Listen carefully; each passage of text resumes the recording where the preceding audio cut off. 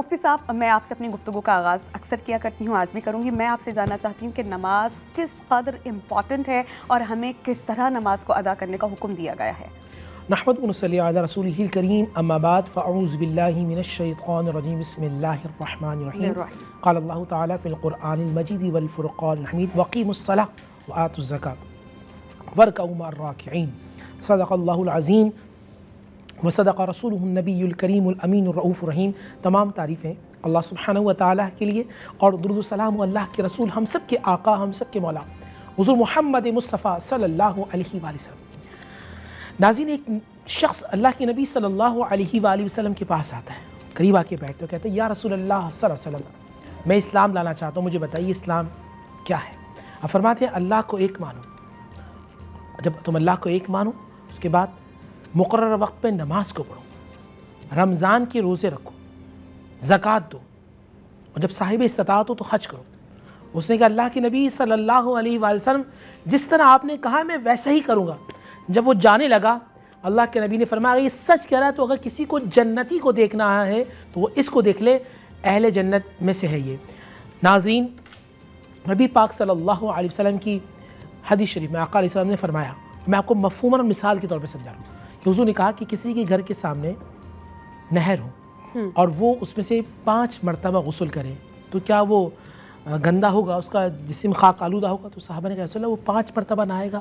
और भाई इसी तरह जो शख्स 5 वक्त नमाज पढ़ता है, अल्लाह सुब्हानहु व तआला उसके गुनाहों को मुआफ़ फरमा देता है। उस्मान बिन अफ़्फ़ान ने फरमाया कि जिसने नमाज को हक़ जाना और नमाज को सही तरीके से अदा किया, अल्लाह सुब्हानहु व तआला उस पर जन्नत को वाजिब कर देते हैं।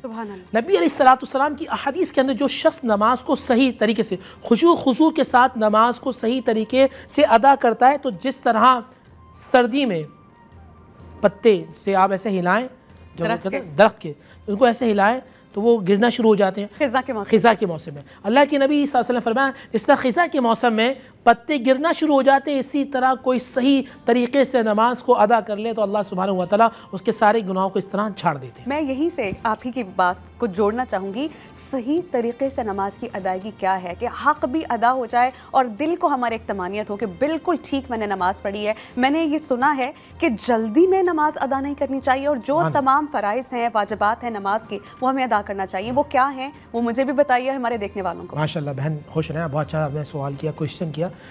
नबी अलैहिस्सलाम से बल्कि साहबा से हुज़ूर ने पूछा, जानते हो सबसे बदतरीन चोरी कौन सी है?